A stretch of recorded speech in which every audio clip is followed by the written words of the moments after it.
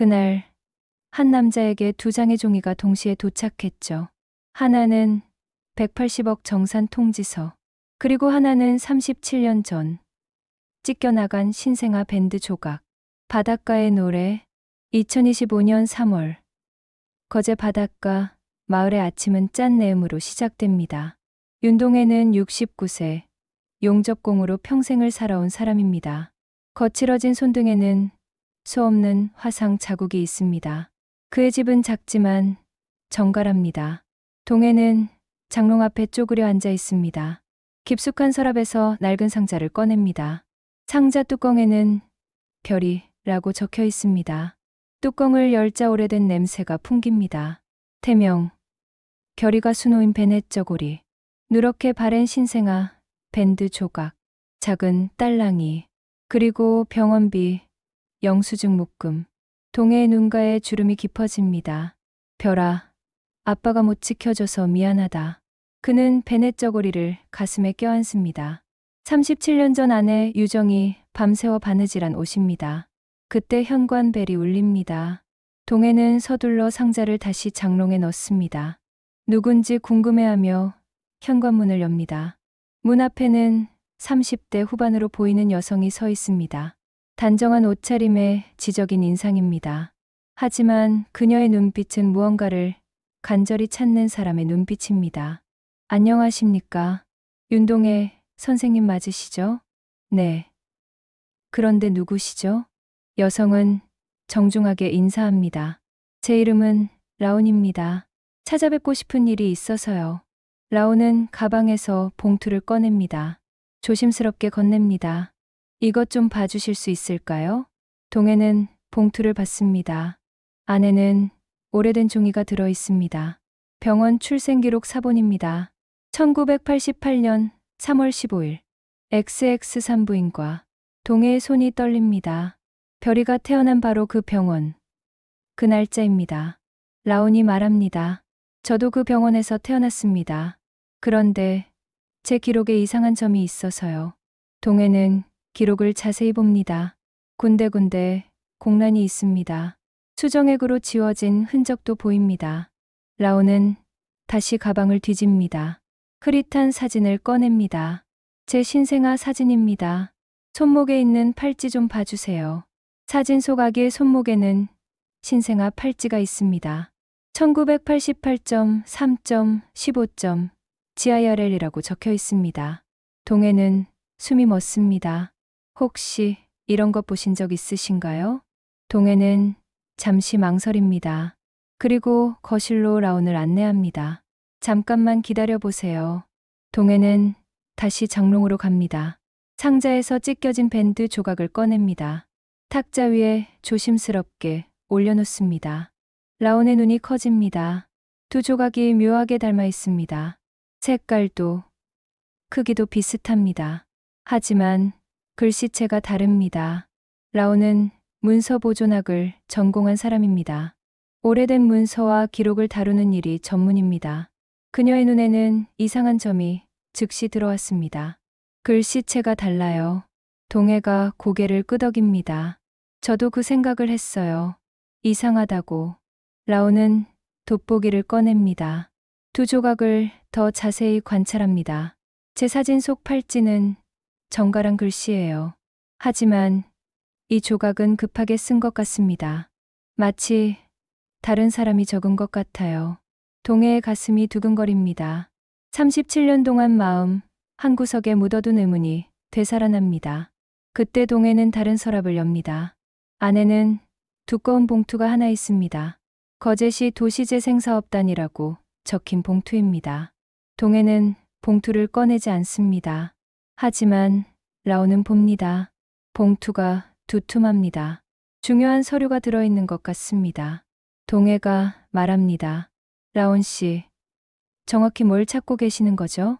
라온은 잠시 망설입니다. 그리고 솔직하게 말합니다.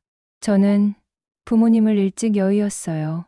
중학교 때 교통사고로 돌아가셨죠. 동해의 표정이 부드러워집니다. 혼자 살면서 항상 궁금했어요. 제가 정말 누구인지, 어디서 왔는지. 라온의 목소리에 간절함이 묻어납니다. 유품을 정리하다가 이상한 걸 발견했어요. 제 신생아 사진과 실제 팔찌 조각이 달랐거든요. 동해는 고개를 끄덕입니다. 그래서 병원 기록을 찾아봤죠. 그런데 여기도 이상해요. 뭔가 바뀐 것 같아요. 동해는 창밖을 바라봅니다. 거제 바다가 보입니다. 파도가 규칙적으로 밀려옵니다. 라온 씨, 혹시 다른 가족은 없나요? 없어요. 친척도 거의 없고요. 라온의 대답에 동해의 마음이 아픕니다. 자신과 비슷한 외로움이 느껴집니다. 동해는 결심합니다. 우리 집에도 그런 일이 있었어요. 라온이 몸을 앞으로 기울입니다. 저희 딸 별이도 그 병원에서 태어났어요. 1988년 3월 15일에 라온의 심장이 빨리 뛰기 시작합니다. 하지만 별이는 심장병이 있었어요. 돌도 채우지 못하고 세상을 떠났죠. 동해의 목소리가 떨립니다. 그런데 이상한 게 그날 밤 병원에 정전이 있었대요. 라온이 집중해서 듣습니다. 간호사가 나중에 말해줬는데 그날 밤이 너무 혼란스러웠다고 해요. 동해는 상자에서 병원비 영수증을 꺼냅니다. 구석에 작은 글씨가 적혀 있습니다. 후원 코드 A-2847점. 라온의 얼굴이 창백해집니다. 이 코드, 제가 어디서 본 것 같아요. 동해가 놀랍니다. 정말요? 라온은 가방을 뒤집니다. 작은 노트를 꺼냅니다. 제 부모님 유품에서 나온 거예요. 노트를 펼치자 같은 번호가 적혀 있습니다. A-2847점. 익명후원. 두 사람은 서로를 바라봅니다. 동해의 머릿속이 복잡해집니다. 37년 전 그날 밤의 기억이 떠오릅니다. 혼란스러운 병원, 울고 있던 간호사, 그리고 사라진 딸. 라온도 혼란스럽습니다. 부모님이 왜 익명후원을 했을까요? 그것도 하필 같은 병원, 같은 날에요.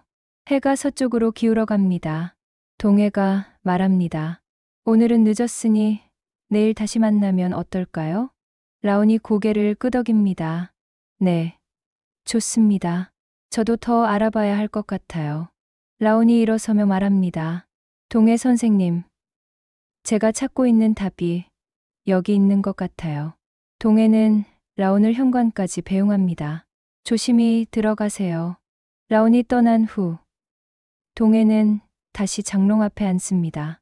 베넷 저고리를 다시 꺼내 안아봅니다. 별아, 뭔가 큰일이 시작되는 것 같다. 그는 창밖 바다를 바라봅니다. 저녁 노을이 물결 위에 반짝입니다. 37년 동안 묻어둔 진실이 수면 위로 떠오르려 합니다. 동해는 서랍 깊숙이 숨겨둔 봉투를 다시 봅니다. 180억이라는 숫자가 적힌 통지서입니다. 갑작스러운 재산과 갑작스럽게 나타난 라온. 우연일까요? 필연일까요? 동해는 긴 한숨을 쉽니다. 이제 무엇이 시작될지 알 수 없습니다. 하지만 한 가지는 확실합니다. 진실은 언젠가 밝혀져야 한다는 것입니다. 세 남매의 욕망. 그날 저녁 동해의 집에는 세 남매가 모였습니다. 장남 태수는 42세입니다. 건설업을 하고 있지만 요즘 사업이 어렵습니다. 얼굴에는 피로가 묻어나고 눈 밑에는 다크서클이 짙게 패여 있습니다. 차녀 서진은 39세, 초등학교 교사입니다. 안경을 쓰고 있고 차분한 성격입니다. 세 남매 중에서 가장 현실적이고 양심적인 사람입니다. 막내 하오는 33세입니다. 음악을 한다고 하지만 변변한 직장은 없습니다. 머리카락이 좀 길고 옷차림도 자유분방합니다. 태수가 먼저 입을 엽니다. 아버지, 오늘 누가 왔다면서요? 동해는 차를 따라주며 대답합니다. 응. 라온이라는 사람이었어. 서진이 궁금해합니다. 무슨 일로 오셨는데요? 동해는 잠시 망설입니다. 어디서부터 설명해야 할지 모르겠습니다. 출생기록에 대해서 물어보더라. 하온이 고개를 갸웃합니다. 출생기록이요? 뭔 소리예요? 동해는 라온이 가져온 사진과 자료들을 보여줍니다. 태수가 사진을 들여다봅니다. 이게 뭐예요? 1988년에 태어난 아이 사진이야. 그런데 우리 별이랑 같은 병원, 같은 날이더라. 서진의 표정이 진지해집니다. 그게 우연의 일치 아닐까요? 동해는 고개를 저었습니다. 팔찌 조각도 봤는데 뭔가 이상해. 태수는 별로 관심 없다는 표정입니다. 아버지, 그런 것보다 더 중요한 얘기가 있지 않나요? 동해가 태수를 쳐다봅니다. 태수는 가방에서 서류를 꺼냅니다. 아버지가 받은 그 통지서 말이에요. 동해의 얼굴이 굳어집니다. 그걸 어떻게 알고? 동네에서 다 소문났어요. 재개발로 180억 갖는다고. 하온이 눈을 크게 뜹니다. 180억이요? 진짜예요? 동해는 대답하지 않습니다. 서진이 조심스럽게 물어봅니다. 아버지, 그게 사실인가요? 동해는 한숨을 쉽니다. 통지서는 왔어. 하지만 아직 확정된 건 아니야. 태수가 흥분합니다. 아니, 아버지. 이게 얼마나 큰 기회인데요. 나는 그 돈이 반갑지 않다. 새 남매가 당황합니다. 하온이 물어봅니다. 왜요? 180억인데? 동해의 눈이 슬퍼집니다. 이 집을 떠나야 하거든. 이 집은 동해와 유정이 신혼 때부터 살던 곳입니다. 별이를 낳고 키우려 했던 곳입니다. 유정이 마지막까지 머물렀던 곳이기도 합니다. 서진이 아버지 마음을 이해합니다. 아버지께선 추억이 많으시겠네요. 하지만 태수는 다릅니다. 아버지, 감정에 휘둘리시면 안 돼요. 태수는 계산기를 꺼냅니다. 180억이면 우리가 각자 45억씩 받을 수 있어요. 서진이 놀랍니다. 벌써 계산까지 해봤어? 당연하죠. 이런 기회가 언제 또 와요? 하온도 계산을 시작합니다. 45억이면 나도 제대로 된 스튜디오 차릴 수 있겠네. 태수가 흥미진진하게 말합니다. 형은 그 돈으로 사업을 확장할 거야. 빚도 다 갚고. 서진은 못마땅한 표정입니다. 벌써 돈 나눠 쓸 생각만 하고 있네. 태수가 반박합니다. 그럼 서진 누나는 안 받을 건가? 서진은 대답하지 못합니다. 교사 월급으로는 평생 모을 수 없는 돈이니까요. 동해가 조용히 말합니다. 너희들 참 빠르구나. 태수가 당당하게 대답합니다. 아버지, 현실적으로 생각해 보세요. 우리도 다 나이 먹고 있고 각자 힘든 일이 많아요. 그래서 이 기회를 놓치면 안 된다는 거죠. 하온이 거들어 줍니다. 맞아요, 아버지. 우리가 언제 이런 큰 돈을 만져봐요? 동해는 아이들을 차례로 바라봅니다. 태수는 눈빛이 반짝입니다. 사업 확장에 대한 꿈으로 가득합니다. 하온은 손가락으로 박자를 두드리고 있습니다. 새 장비와 스튜디오를 상상하고 있는 것 같습니다. 서진만은 복잡한 표정입니다. 아버지 마음도 이해는 해요. 하지만 저희도 각자 생활이 있잖아요. 동해는 고개를 끄덕입니다. 알고 있어. 태수가 다시 말합니다. 그런데 아버지, 아까 그 여자는 뭐 하는 사람이에요? 라온 씨? 문서 보존 전문가래. 하온이 신기해합니다. 문서 보존 전문가요? 응, 전문가라고 하더라. 태수의 표정이 약간 변합니다. 혹시 그 사람이 미리 소문 듣고 우리 상속 문제 때문에 온 건 아니죠? 동해가 당황합니다. 무슨 소리야? 요즘 그런 사람들 많거든요. 큰돈 소식 들으면 이상한 소리 하면서 접근하는. 서진이 오빠를 나무랍니다. 태수 오빠, 그런 식으로 생각하면 안 되죠. 조심해서 나쁠 거 없잖아. 동해는 라온을 생각해 봅니다. 라온의 눈빛은 진실했습니다. 돈을 노리는 사람의 눈빛이 아니었습니다. 하온이 물어봅니다. 그 사람, 또 올 건가요? 내일 다시 만나기로 했어. 태수가 경계심을 드러냅니다. 아버지, 조심하세요. 섣불리 뭔가 약속하시면 안 돼요. 동해가 답답합니다. 너희들은 왜 그 사람을 나쁘게만 생각하니? 서진이 중재합니다. 아무튼 내일 만나보면 알겠죠. 태수는 여전히 못 믿어온 표정입니다. 아버지, 우리도 내일 같이 있어도 될까요? 왜? 그냥 궁금해서요. 동해는 태수의 속마음을 압니다. 재산에 위협이 될까봐 걱정하는 거겠죠. 알았어. 하온이 일어서며 말합니다. 그럼 내일 다 같이 만나요. 세 남매가 돌아간 후 동해는 혼자 앉아 있습니다. 아이들의 반응이 실망스럽습니다.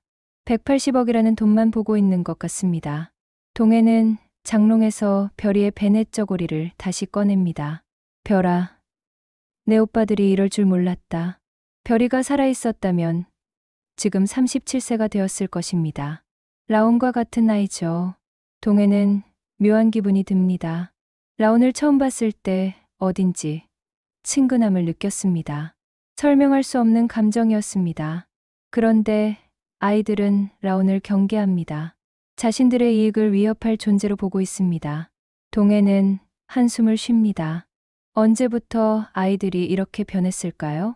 태수는 사업에 실패한 후로 돈에 집착하게 됐습니다. 하우는 음악한다며 부모에게만 의존하고 있습니다. 서진만은 그나마 양심이 있어 보이지만 결국 꾼 앞에서는 흔들리는 것 같습니다. 동해는 창밖을 바라봅니다. 내일 라온이 다시 올 것입니다. 그리고 아이들도 함께 있을 것입니다. 과연 어떤 일이 벌어질까요? 동해는 불안한 마음으로 잠자리에 듭니다. 하지만 잠은 오지 않습니다. 머릿속에는 180억과 라온, 그리고 별이가 뒤섞여 떠오릅니다. 무엇이 옳은 일일까요? 아이들의 현실적인 요구도 이해됩니다. 하지만 돈이 전부일까요? 동해는 뒤척이며 밤을 지새입니다. 3. 출생의 비밀. 1988년 3월 거제의 XX 산부인과는 작은 병원이었습니다. 기업가 부부가 마지막 희망을 안고 이곳에 입원했습니다. 남편은 40대 초반, 아내는 30대 후반이었습니다.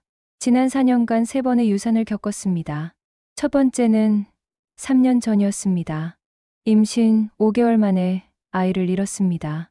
두 번째는 2년 전, 임신 7개월에 또다시 유산했습니다. 세 번째는 작년, 임신 4개월 만에 아이가 또. 의사들은 말했습니다. 이번이 마지막 기회일 수도 있습니다. 아내는 몸이 약했습니다. 더 이상 임신하기 어려울 수도 있었습니다. 두 사람에게 이번 임신은 간절한 소원이었습니다.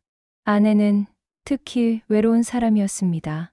친정가족도 일찍 잃었고 친척도 거의 없었습니다. 거리에서 아기를 안고 가는 사람들을 보면 눈물이 났습니다. 나에게도 저런 기적이 올까요? 아내는 매일 기도했습니다. 하지만 산정검사 결과는 잔혹했습니다. 심각한 선천성 심장기형입니다. 의사가 초음파를 보여주며 설명했습니다. 태어나도 오래 살기 어려울 것 같습니다. 아내는 병실에서 매일 울었습니다. 왜 우리에게만 이런 일이. 남편도 괴로웠습니다. 그런데 같은 날, 같은 병원에서 다른 부부가 아이를 낳았습니다. 윤동해와 유정 부부였습니다. 동해는 조선소에서 30년 가까이 용접일을 했습니다. 손은 거칠었지만 마음은 따뜻한 사람이었습니다. 유정은 집에서 자수를 놓으며 아기를 기다렸습니다. 별이라는 태명을 지어놓고 베넷 저고리에 정성스럽게 술을 놓았습니다. 두 집안은 완전히 달랐습니다. 기업가 부부는 돈은 많았지만 가족이 없었습니다. 동해 부부는 가난했지만 따뜻한 가족들이 있었습니다. 친가, 외가, 형제들이 모두 기다리고 있었습니다. 작은 집이었지만 웃음소리가 끊이지 않았습니다. 기업가 남편은 그 모습을 지켜봤습니다. 저 집이라면 우리 아이를 잘 키워줄 수 있을 거야. 남편의 마음속에 어떤 생각이 자라기 시작했습니다. 그리고 우리는 건강한 아이를 키울 수 있고. 그날 밤 병원에 정전이 일어났습니다. 오래된 병원에 전기시설에 문제가 생긴 것입니다. 신생아실에는 비상등만 깜빡였습니다. 남편은 결심했습니다. 병원장 사무실을 찾아갔습니다. 원장님, 부탁이 있습니다. 무슨 일이세요? 남편은 가방에서 돈 봉투를 꺼냈습니다. 아기를 바꿔주세요. 병원장이 놀랐습니다. 그게 무슨 말씀이세요? 우리 아이는 심장병이 있어서 오래 못 삽니다. 저 집 건강한 아이와 바꿔주세요. 그런 일은 할 수 없습니다. 남편은 더 많은 돈을 내놓았습니다. 이 병원도 어려운 걸 압니다. 이 돈이면 장비도 새로 사고 시설도 개선할 수 있을 거예요. 병원장은 망설였습니다. 정말 큰 돈이었습니다. 간호사는 어떻게 하죠? 오미정 간호사와 이야기해 보겠습니다. 남편은 간호사 오미정을 찾아갔습니다. 오미정은 20대 후반의 성실한 간호사였습니다. 안 됩니다. 그런 일은 절대 할 수 없어요. 남편은 협박하듯 말했습니다. 간호사님도 생활이 있으시죠? 가족도 있고. 그래도 그런 일은 조용히 해주시면 간호사님에게도 좋은 일이 있을 겁니다. 오미정은 밤새 고민했습니다. 결국 압력에 못 이겨 응했습니다. 정전으로 어두운 신생아실에서 일이 벌어졌습니다. 오미정은 울면서 아기들의 팔찌를 바꿨습니다. 급하게 새로운 팔찌를 쓰느라 글씨가 삐뚤빼뚤해졌습니다. 용서해 주세요, 아가들아. 오미정의 눈물이 팔찌에 떨어졌습니다. 그렇게 건강한 아기는 기업가 부부에게 갔습니다. 그 아기가 바로 라온이었습니다. 심장병을 가진 아기는 동해 부부에게 갔습니다. 동해와 유정은 아무것도 몰랐습니다. 우리 별이가 태어났구나. 유정은 아기를 품에 안으며 행복해했습니다. 하지만 곧 문제가 드러났습니다. 아기의 심장에 이상이 있었던 것입니다. 선천성 심장기형입니다. 의사의 말에 동해 부부는 절망했습니다. 한편 기업가 부부는 다른 이야기를 들었습니다. 남편이 아내에게 거짓말을 했습니다. 여보, 기적이 일어났어요. 무슨 일이에요? 아기 심장이 괜찮아졌대요. 의사가 잘못 봤던 거래요. 아내는 눈물을 흘리며 기뻐했습니다. 정말요? 우리 아기가 건강하다고요? 네. 신이 우리를 도와주셨어요. 아내는 아기를 안으며 감사 기도를 드렸습니다. 하지만 남편의 마음은 편하지 않았습니다. 죄책감이 점점 커졌습니다. 특히 동해의 가족의 슬픔을 보면서 더욱 괴로워졌습니다. 남편은 결정했습니다. 익명으로 동해 가족을 도와주기로 했습니다. 심장병 아기의 치료비를 대신 내주었습니다. 병원비 영수증에 후원 코드 A-2847이 찍혔습니다. 남편의 몸과 마음은 그 집에 있었습니다. 저녁마다 먼 길을 돌아 어린이병원을 서성이다가 퇴근하기 일쑤였습니다. 병원에 그 집 부모가 없으면 없는 대로 서운하고 병원에 그 집 부모와 아기가 보이면 또 병세가 안 좋은가 걱정하면서 끙끙 앓았습니다. 하지만 별이는 결국 돌을 넘기지 못했습니다. 심장 수술도 소용없었습니다. 동해와 유정은 딸을 하늘로 보냈습니다. 라온 아버지도 같은 날 딸을 하늘로 보냈습니다. 그들은 끝까지 누군가 치료비를 도와줬다는 사실을 몰랐습니다. 한편 라온은 기업가 부부의 사랑을 받으며 자랐습니다. 부모는 라온을 극진히 돌봤습니다. 특히 어머니는 라온을 세상에서 가장 소중한 존재로 여겼습니다. 우리 라온이 엄마의 기적이야. 라온은 건강하고 똑똑하게 자랐습니다. 하지만 아버지만은 평생 진실을 숨겼습니다. 어머니는 끝까지 몰랐습니다. 자신이 키운 아이가 바뀐 아이라는 사실을. 그리고 37년이 흘렀습니다. 그 비밀이 이제 세상에 드러나려 하고 있습니다. 4.2세계의 교차. 라온은 부모의 사랑을 듬뿍 받으며 자랐습니다. 어머니는 라온을 세상에서 가장 소중한 보물처럼 여겼습니다. 라온아, 엄마의 기적이야. 어머니는 매일 이렇게 말했습니다. 아버지도 라온에게 아낌없이 투자했습니다. 최고의 교육을 받게 해주고 필요한 것은 무엇이든 사주었습니다. 라온은 예쁘고 똑똑한 아이로 자랐습니다. 성격도 온순하고 남을 배려할 줄 알았습니다. 친구들 사이에서도 인기가 많았습니다. 하지만 라온에게는 어딘지 모를 외로움이 있었습니다. 부모님이 너무 자신만 바라보는 것 같았거든요. 엄마 아빠에게 저 말고 다른 가족은 없나? 어린 라온은 가끔 이런 생각을 했습니다. 친척들도 거의 없었습니다. 명절에도 조용한 집이었습니다. 그런데 중학교 3학년 때 큰 일이 일어났습니다. 부모님이 교통사고로 세상을 떠난 것입니다. 그날 라온은 학교에서 돌아와 경찰관들을 만났습니다. 라온아, 부모님이 사고를 당하셨다. 라온의 세상이 무너졌습니다. 장례식장에서 라온은 혼자 앉아 있었습니다. 찾아오는 사람들은 대부분 아버지의 사업 관계자들이었습니다. 진정으로 슬퍼하는 사람은 별로 없는 것 같았습니다. 라온은 그때 처음 깨달았습니다. 나에게는 정말 가족이 없구나. 거대한 저택이 남았습니다. 막대한 재산도 상속받았습니다. 하지만 라온의 마음은 비어 있었습니다. 돈은 많아도 가족은 없다. 이 생각이 라온의 마음에 깊이 박혔습니다. 고등학교를 졸업한 라온은 유학을 결정했습니다. 미국 스탠퍼드 대학교로 갔습니다. 처음에는 경영학을 공부했습니다. 상속받은 재산을 제대로 관리해야 했거든요. 라온은 성실하게 공부했습니다. MBA 과정을 마치며 경영에 대한 기본기를 익혔습니다. 하지만 라온의 진짜 관심은 다른 곳에 있었습니다. 어느 날 도서관에서 오래된 문서를 보게 됐습니다. 18세기에 쓰여진 일기장이었습니다. 종이가 누렇게 바래고 글씨가 희미했습니다. 라온은 그 문서에 매료됐습니다.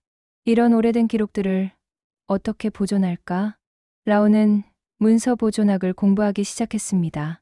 오래된 종이와 잉크를 화학적으로 처리하는 방법을 배웠습니다. 사라져가는 글씨를 복원하는 기술도 익혔습니다. 라온은 이 공부에 푹 빠졌습니다. 연구실에서 하루 종일 지내는 것도 즐거웠습니다. 낡은 문서 냄새가 좋았습니다. 과거 사람들의 이야기를 읽어내는 일이 흥미로웠습니다. 기록은 거짓말을 하지 않아. 라온은 이렇게 생각했습니다. 사람의 기억은 흐려질 수 있지만 문서는 진실을 담고 있다고 믿었습니다. 석사와 박사 과정을 마친 라온은 한국으로 돌아왔습니다. 거제에 있는 대학에서 교수 자리를 얻었습니다. 고향 근처에서 살고 싶었거든요. 라온의 전공은 독특했습니다. 문서 보존학이요? 그게 뭐 하는 거예요? 사람들이 자주 물어봤습니다. 오래된 기록들을 보존하고 복원하는 일이에요. 라온은 자부심을 갖고 대답했습니다. 아버지처럼 라온도 옛 물건을 수집했습니다. 조선시대 서적, 일제강점기 신문, 옛 사진들을 모았습니다. 각각의 물건마다 숨겨진 이야기가 있었습니다. 라온은 그런 이야기들을 찾아내는 전문가가 됐습니다. 어느 날, 라온은 부모님 유품을 정리하고 있었습니다. 아버지 서재에서 작은 봉투를 발견했습니다. 1988 출생 관련이라고 적혀 있었습니다. 라온은 궁금해서 봉투를 열어봤습니다. 안에는 자신의 신생아 사진이 들어 있었습니다. 그리고 잘린 신생아 팔찌 조각도 있었습니다. 라온은 사진을 자세히 봤습니다. 사진 소각의 손목에 팔찌가 감겨 있었습니다. 1988.3.15. GIRL. 글씨가 정갈하고 매끈했습니다. 그런데 봉투 안의 팔찌 조각은 달랐습니다. 같은 내용이 적혀 있었지만 글씨체가 완전히 달랐습니다. 굵고 삐뚤빼뚤한 글씨였습니다. 서두른 듯한 느낌이었습니다. 라온은 돋보기를 꺼내 더 자세히 관찰했습니다. 문서 보존학 전공자의 눈에는 차이점이 확실히 보였습니다. 잉크의 번짐 정도가 달랐습니다. 펜촉의 압력도 달랐습니다. 글씨의 리듬까지 완전히 다른 사람의 필체였습니다. 라온의 마음이 두근거리기 시작했습니다. 왜 팔찌가 두 개지? 그것도 다른 사람이 쓴 것 같은데. 라온은 머릿속으로 가능성들을 따져봤습니다. 병원에서 실수로 팔찌를 바꿔준 걸까요? 아니면 분실해서 새로 만든 걸까요? 하지만 왜 부모님이 이걸 따로 보관했을까요? 라온은 다른 서류들도 찾아봤습니다. 출생증명서, 예방접종 기록, 병원비, 영수증 등이 있었습니다. 그 중에서 한 장의 영수증이 눈에 들어왔습니다. 구석에 작은 글씨로 익명원 코드 A-2847이라고 적혀 있었습니다. 후원. 우리 집에서 누구를 후원했지? 라온은 부모님이 자선 사업을 했다는 이야기를 들은 적이 없었습니다. 게다가 익명원이라니요. 라온은 인터넷으로 A-2847 코드를 검색해 봤습니다. 하지만 아무것도 나오지 않았습니다. 너무 오래된 기록이라 온라인에 없는 것 같았습니다. 라온은 밤새 고민했습니다. 신생아 팔찌의 글씨체가 다른 이유, 익명원 코드의 정체, 부모님이 왜 이런 걸 따로 보관했는지 모든 게 의문이었습니다. 다음날 라온은 결심했습니다. 직접 조사해보기로 한 것입니다. 1988년 거제의 산부인과를 찾아보니 대부분 문을 닫았습니다. 하지만 한 곳만 아직 운영되고 있었습니다. XX 산부인과였습니다. 라온은 그 병원을 찾아갔습니다. 1988년 출생 기록을 볼 수 있을까요? 죄송하지만 개인정보라서요. 직원은 거절했습니다. 하지만 라온은 포기하지 않았습니다. 몇 번 더 찾아가서 사정했습니다. 마침 그 병원에서 오래 일한 간호사가 있었습니다. 1988년이면 제가 막 들어왔을 때네요. 간호사는 기억을 더듬어 봤습니다. 그해 3월에 특별한 일이 있었어요. 어떤 일이요? 정전이 일어났거든요. 그날 밤이 정말 혼란스러웠죠. 라온의 심장이 빨리 뛰었습니다. 혹시 그때 신생아 기록에 문제가 있었나요? 간호사는 망설이다가 조용히 말했습니다. 사실 그날 이상한 일이 있었어요. 하지만 자세한 건 말할 수 없어요. 라온은 더 궁금해졌습니다. 집으로 돌아온 라온은 A-2847 코드를 다시 살펴봤습니다. 그리고 갑자기 생각했습니다. 혹시 이 코드와 관련된 사람이 아직 살아있을까? 라온은 거제 지역의 오래된 병원 기록을 찾기 시작했습니다. 며칠간의 조사 끝에 한 가지 발견했습니다. 1988년 3월, 같은 병원에서 심장병 아기가 태어났다는 기록이었습니다.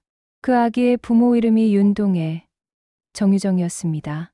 라온은 윤동혜라는 이름을 기억했습니다. 그리고 용기를 내어 그 집을 찾아가기로 했습니다. 5점. 진실의 문턱. 다음날 오후, 동혜의 집에 4사람이 모였습니다. 동혜와 라온, 그리고 세 남매였습니다. 태수는 일찍 와서 라온을 관찰하고 있었습니다. 저 여자, 뭔가 수상해. 태수는 속으로 생각했습니다. 서진은 라온에게 정중하게 인사했습니다. 안녕하세요. 서진이라고 합니다. 라온입니다. 반갑습니다. 하우는 라온을 흘끔흘끔 쳐다봤습니다. 나이는 자신과 비슷해 보이는데 뭔가 품격이 달랐습니다. 동해가 어제 이야기를 다시 꺼냈습니다. 라온 씨가 가져온 자료들을 보면 뭔가 이상해. 라온은 준비해온 서류들을 테이블에 펼쳤습니다. 신생아 사진, 팔찌 조각, 병원 기록 사본, 그리고 A-2847 영수증이었습니다. 태수가 먼저 반응했습니다. 이게 뭔가요? 제 출생과 관련된 자료들입니다. 라온이 차분하게 설명했습니다. 팔찌 글씨체가 다르고 익명원 코드도 같아요. 하온이 어리둥절해했습니다. 그래서 뭘 말하고 싶은 건데요? 라온은 잠시 망설였습니다. 어떻게 말해야 할지 고민스러웠습니다. 혹시 1988년 병원에서 뭔가 잘못된 일이 있었던 건 아닐까요? 태수가 코웃음을 쳤습니다. 37년 전 일을 지금 와서 뭐 하자는 거예요? 서진이 오빠를 제지했습니다. 태수 오빠, 일단 들어봐요. 동해가 장롱에서 별이의 팔찌 조각을 꺼내왔습니다.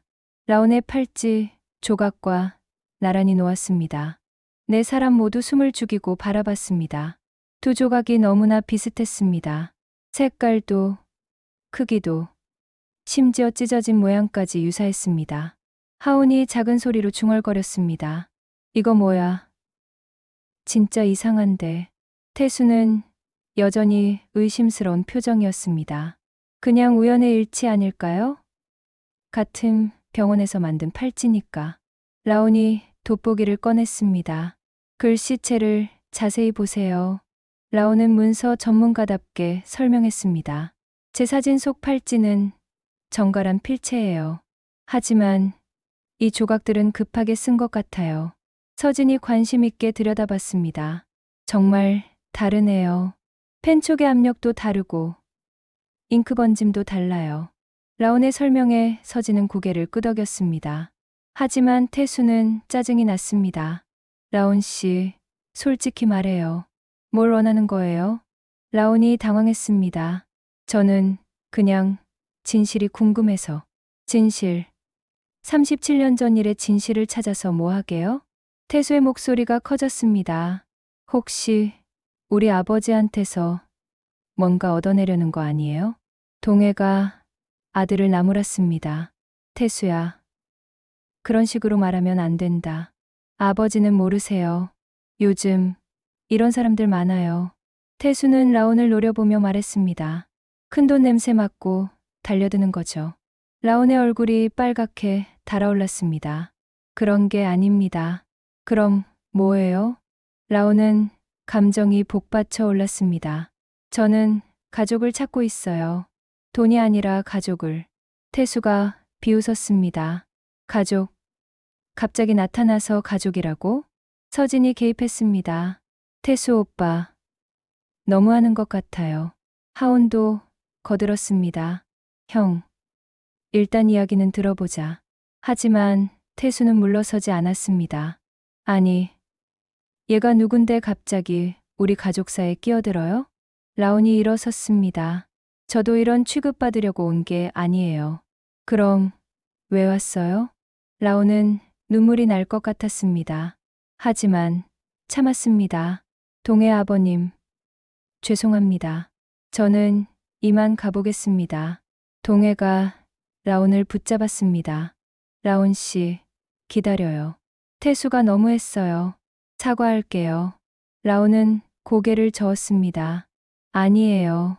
저도 너무 성급했나 봐요. 서진이 라온에게 다가왔습니다. 라온 씨, 저는 오빠와 생각이 달라요. 뭔가 이상한 건 맞는 것 같아요. 하온도 고개를 끄덕였습니다. 저도 그런 느낌이 들어요. 태수가 화를 냈습니다. 너희들까지 왜 그래? 형, 증거를 봤잖아. 팔찌, 조각이랑 코드가 같다고. 그런 건 조작할 수 있어.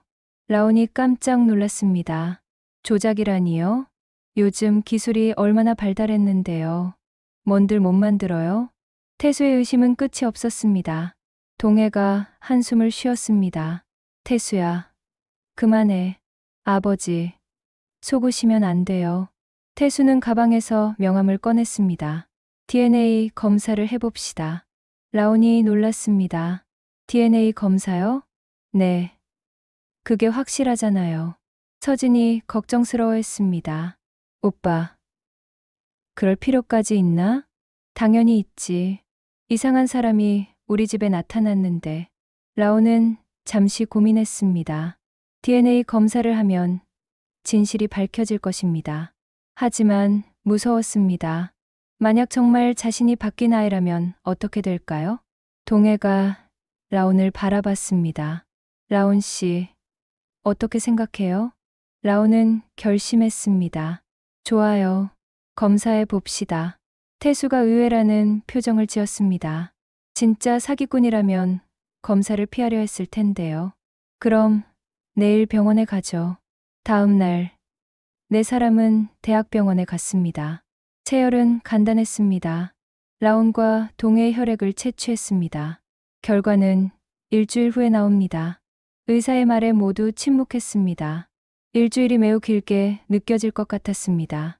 집으로 돌아오는 길에 태수가 말했습니다. 결과 나오면 모든 게 밝혀질 거예요. 라온은 불안했습니다. 정말 자신이 동해의 딸일까요? 아니면 그냥 착각이었을까요? 서진이 라온의 손을 잡았습니다. 걱정하지 마세요. 어떤 결과가 나와도 괜찮아요. 하온도 위로했습니다. 그냥 진실을 알면 되는 거죠. 하지만 태수는 여전히 의심의 눈초리를 거두지 않았습니다. 일주일 후 결과가 나왔습니다. 의사가 서류를 펼쳤습니다. 부녀 관계가 아닙니다. 태수가 안도의 표정을 지었습니다. 역시 그렇군요. 라온은 충격을 받았습니다. 자신의 추측이 틀렸던 걸까요? 동해도 실망한 것 같았습니다. 하지만 서진은 뭔가 이상하다고 생각했습니다. 오빠, 혹시 검사 과정에서 실수는 없었을까요? 무슨 실수? 그냥 느낌이 이상해요. 라온도 고개를 끄덕였습니다. 저도 그런 느낌이 들어요. 문서 전문가의 직감이 뭔가 잘못됐다고 말하고 있었습니다. 하지만 태수는 이제 확신에 찼습니다. 이제 그만 정리하죠. 결과가 나왔잖아요. 라온은 집으로 돌아가면서 생각했습니다. 정말 자신의 추측이 틀린 걸까요? 아니면 뭔가 다른 변수가 있는 걸까요? 답답한 마음에 라온은 혼자서라도 조사를 계속하기로 했습니다. 진실은 반드시 어딘가에 있을 테니까요. 6점 잃은 아이, 되찾은 아이. 라온은 포기할 수 없었습니다. 첫 번째 DNA 검사 결과가 이상했기 때문입니다. 라온은 혼자서 조사를 시작했습니다. 그 검사기관을 다시 찾아갔습니다. 혹시 검사 과정에서 실수가 있었을 가능성은 없나요? 담당 직원은 고개를 저었습니다. 저희는 정확하게 했습니다. 하지만 라온은 뭔가 석연치 않았습니다. 며칠 후 라온은 국립과학수사연구원에 재검사를 의뢰했습니다. 더 공정하고 정확한 검사를 받고 싶었거든요. 동해에게 전화를 걸었습니다. 아버님, 재검사를 해보면 어떨까요? 재검사요? 네. 뭔가 이상한 느낌이 들어서요. 동해도 사실 의심스러운 구석이 있었습니다. 좋아요. 다시 해봅시다. 이번에는 더 엄격한 절차로 진행됐습니다. 체열부터 결과 확인까지 모든 과정을 투명하게 관리했습니다. 태수는 못마땅해했습니다. 왜 자꾸 이런 일을 벌여요? 형, 그냥 확실히 하는 게 좋잖아. 하온이 말했습니다. 서진도 재검사에 찬성했습니다. 저도 뭔가 이상하다고 생각했어요. 2주일 후 새로운 결과가 나왔습니다. 국립과학수사연구원에서 전화가 왔습니다. 부녀관계 일치율 99.99%입니다. 동해는 전화를 받고 얼어붙었습니다. 손이 떨렸습니다. 정말요? 네, 확실합니다. 동해는 주저앉았습니다. 37년 만에 딸을 찾은 것입니다. 라온에게 급히 전화를 걸었습니다. 라온아, 결과가 나왔어. 어떻게 나왔어요? 너는 내 딸이야. 라온은 전화기를 떨어뜨릴 뻔했습니다. 눈물이 쏟아졌습니다. 정말요? 정말 제가? 응, 정말이야. 두 사람은 전화기 너머로 함께 울었습니다. 그날 저녁 온 가족이 모였습니다. 태수는 충격을 받은 표정이었습니다. 이게 어떻게 된 거예요? 서진은 라온을 따뜻하게 안아줬습니다. 라온아, 정말 우리 여동생이었구나. 하온도 신기해했습니다. 진짜 드라마 같은 일이네. 동해는 라온의 손을 꼭 잡았습니다. 라온아, 아빠가 너를 찾는데 37년이나 걸렸구나. 라온은 계속 눈물을 흘렸습니다. 저는 항상 혼자라고 생각했어요. 이제 혼자가 아니야. 동해의 목소리도 떨렸습니다. 우리 별이는 어떻게 된 거예요? 라온이 조심스럽게 물어봤습니다. 동해는 깊은 한숨을 쉬었습니다. 별이는 심장병으로 태어났어. 돌도 채우지 못하고 하늘로 갔지. 라온의 가슴이 아팠습니다. 그럼 제가 있어야 할 자리에. 그런 생각하지 마. 동해가 라온을 위로했습니다. 별이도 내가 살아있어서 기뻐할 거야. 태수는 여전히 혼란스러웠습니다. 그럼 첫 번째 검사는 뭐였어요? 서진이 의심스럽다는 표정을 지었습니다.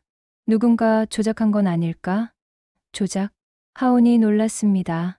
그런 일이 가능해? 라온이 말했습니다.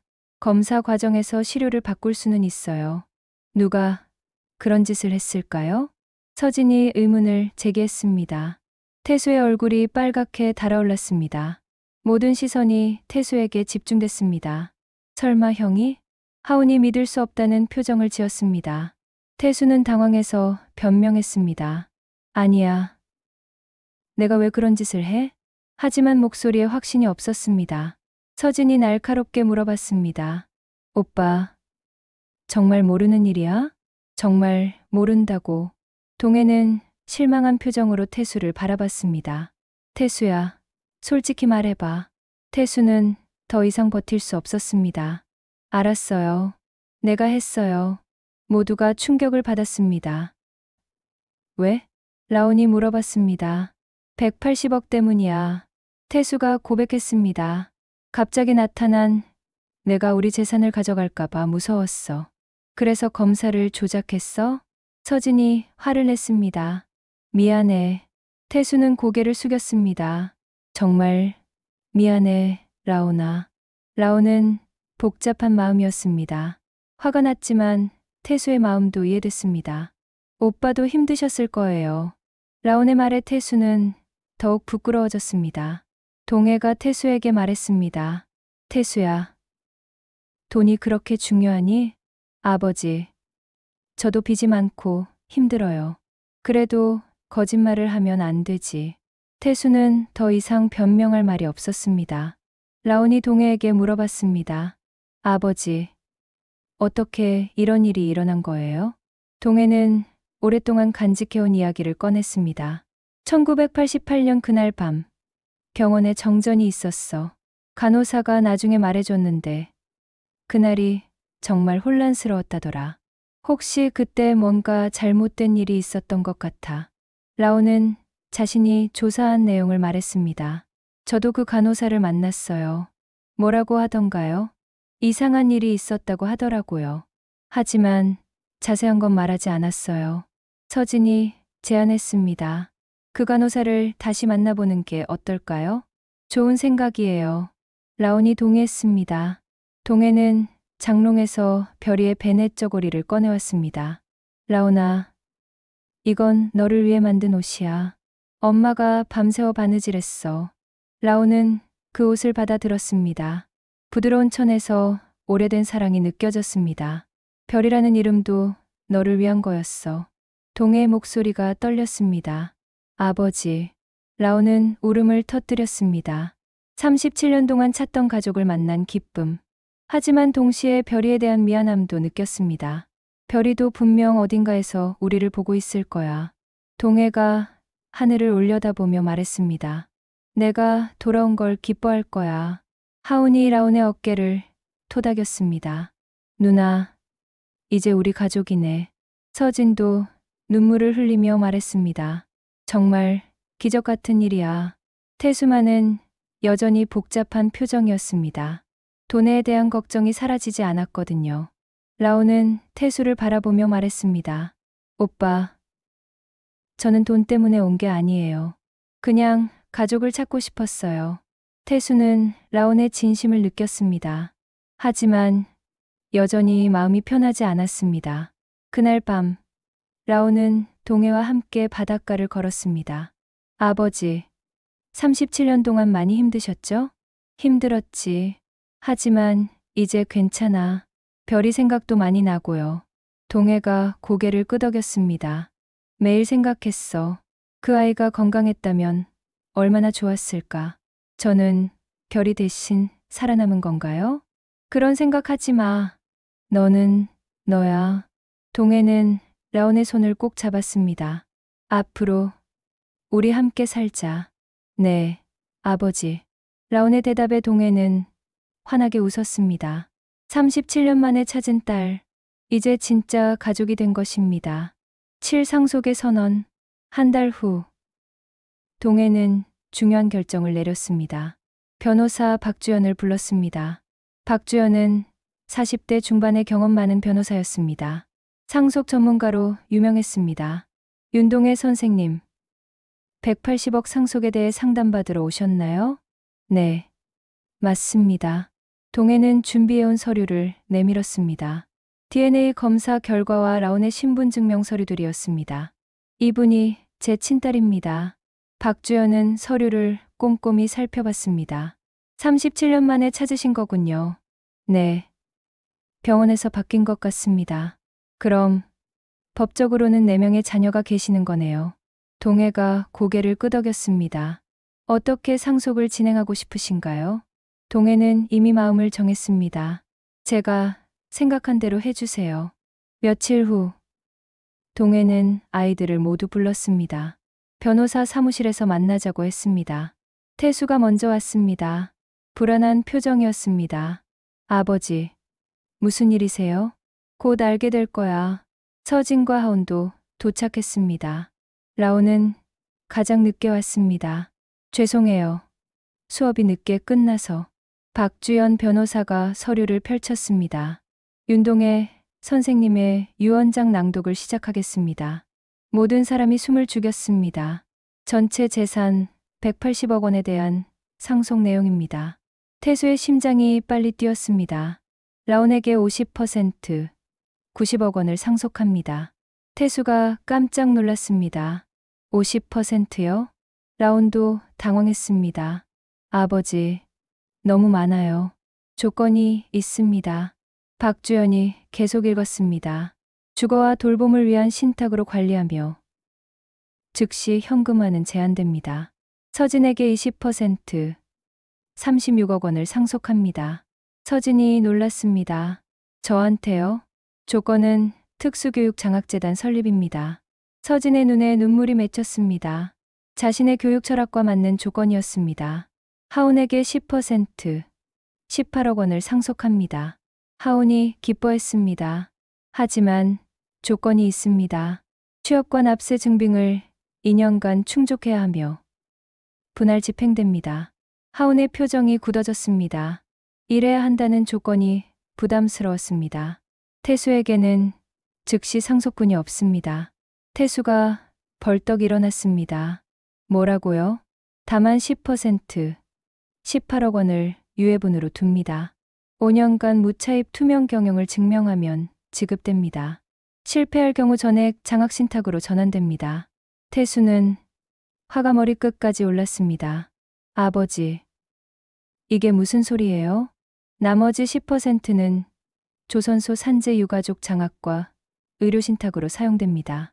박주연의 낭독이 끝났습니다. 태수가 소리쳤습니다.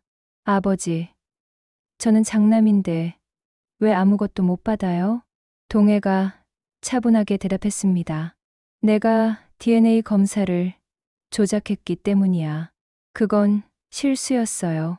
실수? 내가 거짓말로 가족을 속였어. 태수는 변명하려 했습니다. 아버지, 저도 빚이 많고 힘들어요. 그래서 더 안 되는 거야.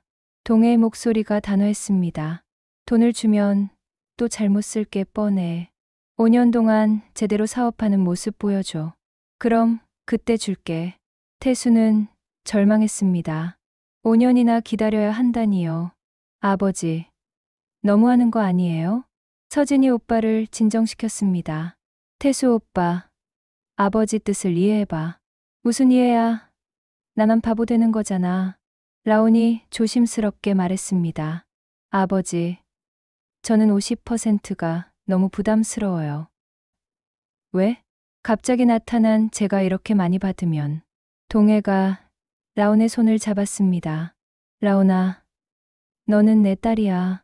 37년 동안 못 키운 미안함이 있어. 그리고 너는 돈 때문에 온 게 아니잖아. 라온의 눈에 눈물이 맺혔습니다. 저는 가족이 있다는 것만으로도 행복해요. 하온이 걱정스럽게 물어봤습니다. 아버지, 저는 정말 2년 동안 일해야 해요? 당연하지. 33살인데 언제까지 놀 거야? 음악하고 싶은데요. 일하면서 음악해. 동해는 아들에게 엄격했습니다. 세상에 공짜는 없어. 서진은 아버지의 결정에 감동했습니다. 아버지, 장학재단 꼭 잘 만들어 보겠어요. 고마워, 서진아. 동해는 둘째 딸을 자랑스러워했습니다. 너는 항상 양심적이었어. 태수는 여전히 화가 나 있었습니다. 피는 물보다 진하다고 하는데 갑자기 나타난 라온이 왜 50%를 받아요? 동해가 냉정하게 대답했습니다. 진실이 피보다 먼저야. 나는 이제 거짓 위에 집을 짓고 싶지 않다. 너희들은 180억만 보고 있어. 하지만 나는 가족을 보고 있어. 라온이 태수에게 다가갔습니다. 오빠, 저는 정말 돈이 목적이 아니에요. 그냥 가족과 함께하고 싶어요.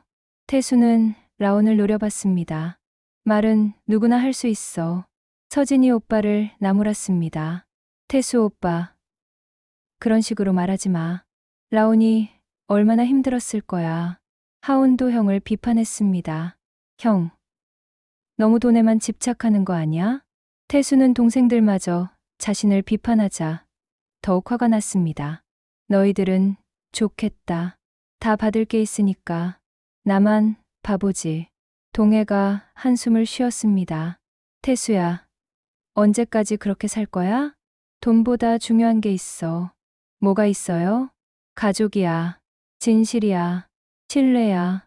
그런 거로 밥 먹고 살아요? 동해는 아들이 안타까웠습니다. 돈에만 매달려 사는 모습이 슬펐습니다. 박주연 변호사가 서류를 정리했습니다. 법적 절차는 한 달 정도 걸릴 예정입니다. 이의 제기는 30일 이내에 하시면 됩니다. 태수가 벌떡 일어섰습니다. 이의 제기할 거예요. 태수야.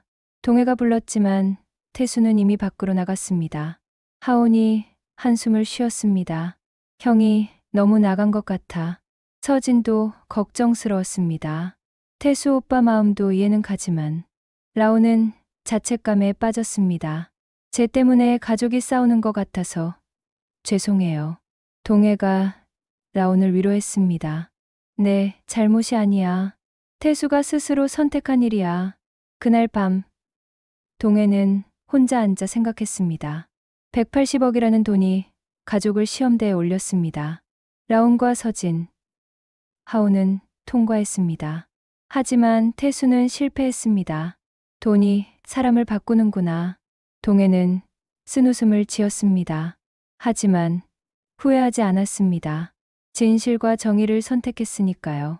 이제 진짜 가족이 누구인지 알 수 있었습니다. 8점 바다 위의 화해. 6개월 후 거제 바닷가는 평온했습니다. 라온과 동해는 작은 집에서 함께 살고 있었습니다. 집은 크지 않았지만 따뜻했습니다. 마당에는 라온이 심은 코스모스가 바람에 흔들렸습니다. 라온은 매일 아침 동해와 함께 바닷가를 걸었습니다. 아버지, 오늘은 바다가 특히 예쁘네요. 그래. 날씨가 좋아서 그런가 보다. 동해는 딸과 함께하는 시간이 행복했습니다. 37년 만에 찾은 평안이었습니다. 대학에서 수업을 마치고 돌아온 라온에게 동해가 말했습니다. 라온아, 오늘 서진이에게서 전화 왔어. 무슨 일이세요? 장학재단 첫 장학생을 발표했대. 라온이 기뻐했습니다. 정말요? 서진 언니가 열심히 준비했는데. 서진은 약속대로 특수교육 장학재단을 설립했습니다. 장애 아동들의 교육을 돕는 일에 전념하고 있었습니다. 첫 장학생으로 10명을 선발했습니다. 서진은 그 일에서 큰 보람을 느끼고 있었습니다. 아버지가 준 돈을 정말 의미 있게 쓰고 있어요. 서진이 전화로 말했습니다. 하온도 변화했습니다. 사운드 엔지니어 보조로 첫 직장을 구했습니다. 처음에는 힘들어했지만 점점 적응하고 있었습니다. 형, 일하는 게 생각보다 괜찮아요. 하온이 동해에게 말했습니다. 음악도 계속할 수 있고 돈도 벌고. 그래, 일과 꿈을 함께 하는 거지.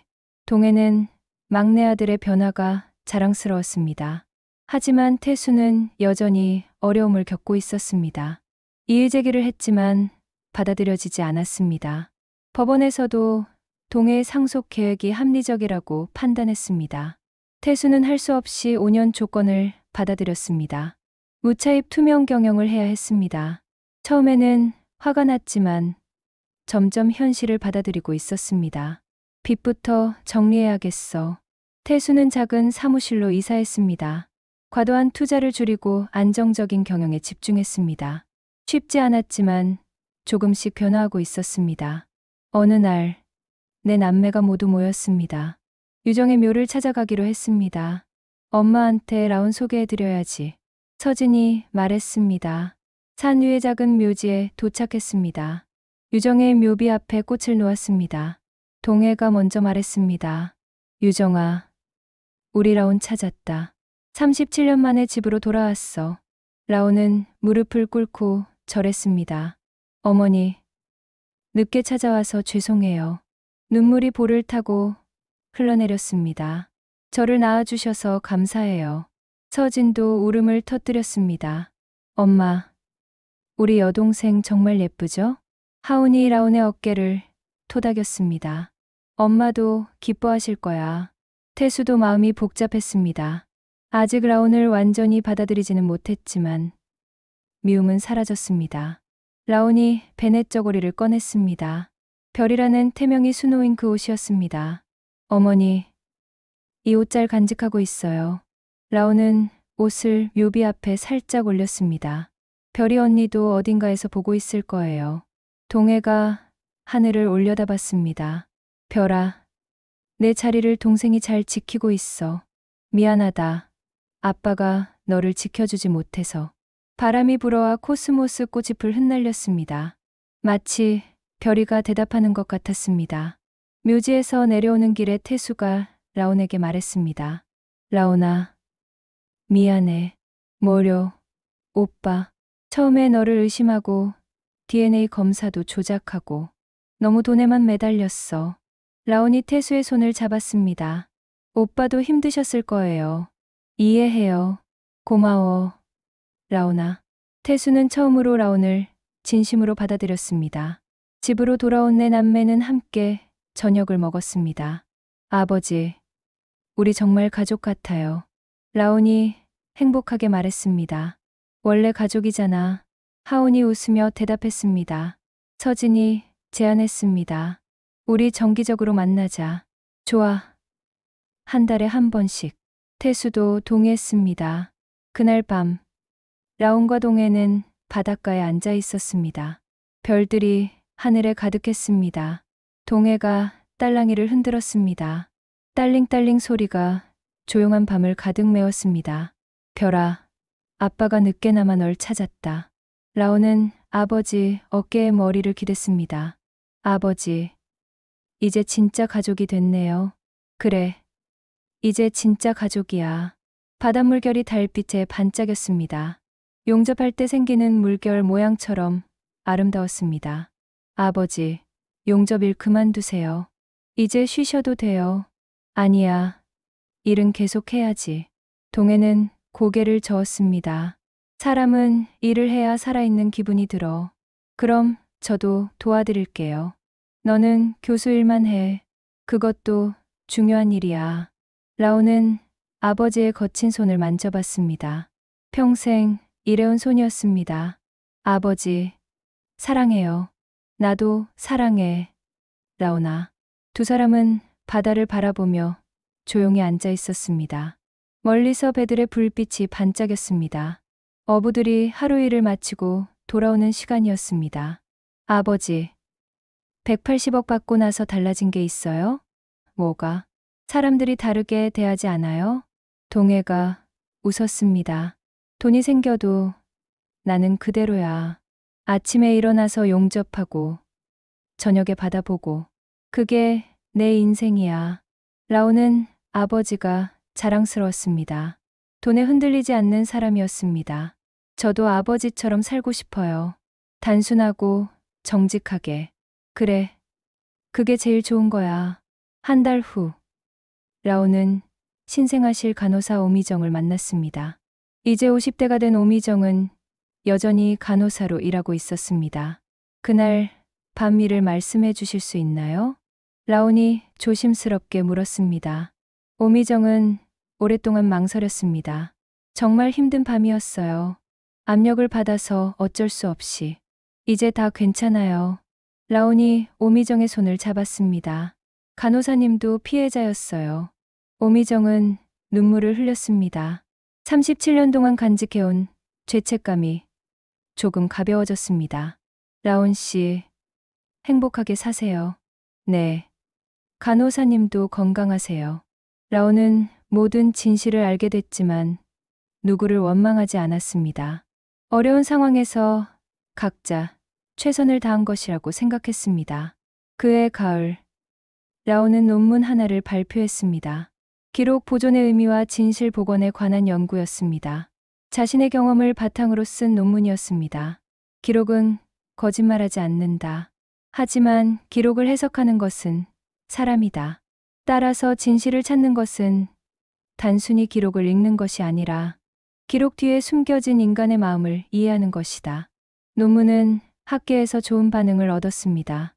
라온은 자신의 일에서도 새로운 의미를 찾았습니다. 겨울이 되어 첫눈이 내렸습니다. 라온과 동해는 창밖으로 내리는 눈을 바라봤습니다. 아버지, 내년에는 뭐 하고 싶으세요? 너와 함께 있으면 그걸로 충분해. 저도요. 두 사람은 서로를 바라보며 미소 지었습니다. 37년의 기다림이 끝났습니다. 돈보다 소중한 것을 찾았습니다. 그것은 바로 진실과 가족이었습니다. 바닷가 작은 집에서 아버지와 딸의 새로운 이야기가 시작됐습니다. 쇳불은 꺼져도 쇠에 남은 물결은 오래가듯이 진실도 결국 세상에 드러납니다. 이제 그들의 삶은 거짓이 아닌 진실 위에 세워졌습니다.